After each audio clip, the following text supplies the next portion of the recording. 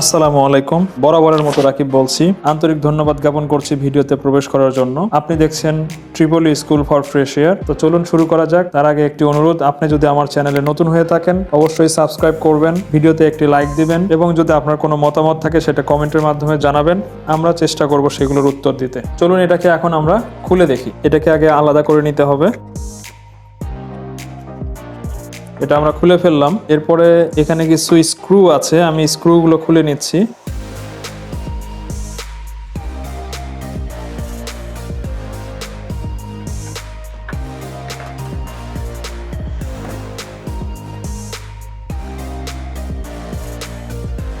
এই হলো এটির ওপেনিং। এটাকে আমি সাইডে রাখছি। এখানে আপনারা একটি অংশ দেখতে পাচ্ছেন যেটি আসলে মুভ করে থাকে।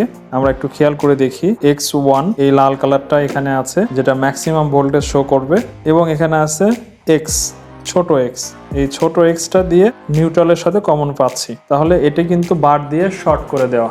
সরি, আপনারা দেখতে পাচ্ছেন না হয়তো। এই বড় এক্স এর সাথে আমি যে কানেকশনটা দিব, সেই এক্স এর কানেকশনটা এদিক থেকে এটাতে সাপ্লাই হলো। এই যে অনেকগুলো কয়েল আছে, এরপরে এই এক্স এর সংযোগটি এখানে গেল। এখান থেকে এই যে ব্ল্যাক কালারের অংশটুকু আছে, সেই অংশটুকু কিন্তু এসে এই একটি কয়েল থেকে বের হয়ে এই বারের সাথে শর্ট হয়েছে। এক্স যেটা, সেটা হচ্ছে কমন। আচ্ছা, আমি এখন সংযোগটা আপনাদের সামনে একটু শেয়ার করি। সেটা হলো যে আমাদের এ যেটা লেখা আছে, এই যে এটি, এই অংশটি হচ্ছে এসে এখানে ঢুকেছে এবং এখানে টার্ন যে কয়েলটা আছে, এই কয়েলের সাথে এটাকে সংযোগ করা, এবং এখান থেকে এটি এদিক থেকে বের হয়ে আরেকটি অংশ এসছে কয়েলের আরেকটি প্রান্ত থেকে, সেটা নিউট্রাল কমন। অর্থাৎ আমরা এই দুটা কিন্তু শর্ট পাচ্ছি, অর্থাৎ এক্স এর এই অংশ দুটা কিন্তু শর্ট করা।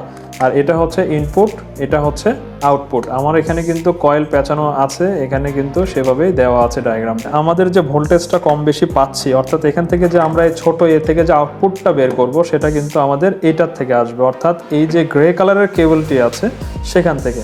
তাহলে এটাকে যখন আমি ঘোরাবো, এভাবে যখন ঘোরাতে থাকবো, তখন ভোল্টেজটা বাড়তে থাকবে। আমি যত ভোল্টেজ আমার দরকার আমি ঘুরিয়ে ঠিক সেখানটায় নিব। এই যে নিলাম, নেওয়ার পর কি হচ্ছে, এটাতে ভোল্টেজ আসছে, এখান থেকে ভোল্টেজটা ম্যাগনেটাইজেশন হয়ে ইনডিউসড হয়ে ভোল্টেজ কিন্তু এখানে আসছে।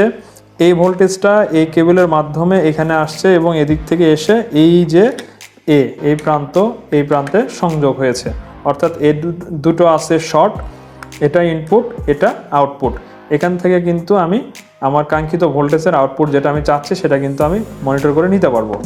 এরপরে আমি যত এটা ঘুরবো ততই ভোল্টেজ বাড়বে, বাড়তে আসবে, এবং সর্বশেষ এখানে এসে স্টপ আছে, একটি স্টপার আছে, এখানে এসে লেগে যাবে এবং 100% যে ক্যাপাসিটি আছে এটা, সে ভোল্টেজটা আমি পেয়ে গেলাম। এখন এটা এখান থেকে এখানে আসছে কিভাবে সেটা একটু আপনাদেরকে আমি দেখানোর চেষ্টা করি। এটা খুবই সেন্সিটিভ, আমি খুলেছি, তারপরেও আমি বলছি। আপনারা দেখুন খেয়াল করে, ঠিক আমার আঙ্গুলের পাশে খেয়াল করুন আপনারা।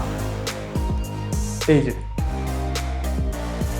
এই জায়গায় এই যে একটি অংশ দেখা যাচ্ছে, এই অংশটি কিন্তু এটার সাথে একদম খুব সুন্দর করে লেগে আছে। এই যে দেখুন, এটার সাথে কিন্তু সুন্দরভাবে লেগে আছে। এখান থেকে কিন্তু যেভাবে ঘোরাবেন সেভাবেই কিন্তু ভোল্টেজটা সে এখানে সাপ্লাই করছে। তো এই হলো এই অংশটি, চিকন একটি অংশ আছে আর কি, এই যে একটি পাত। তো এই ছিল একটি ভোল্টেজ রেগুলেটরের টিয়ার ডাউন বা একটি ভোল্টেজ রেগুলেটরের 1 kVA একটি ভোল্টেজ রেগুলেটরের বিস্তারিত আলোচনা। তো আশা করি যারা নতুন তারা একটা নতুন জিনিস শিখলেন। ভোল্টেজ রেগুলেটরটা দেখতে কেমন হয়, এটা কেন ব্যবহার করতে হয়, এটা ভিতরে কি থাকে, কিভাবে এটা কাজ করে, কিভাবে এটা কানেকশন করতে হয়, সবটাই দেখলেন।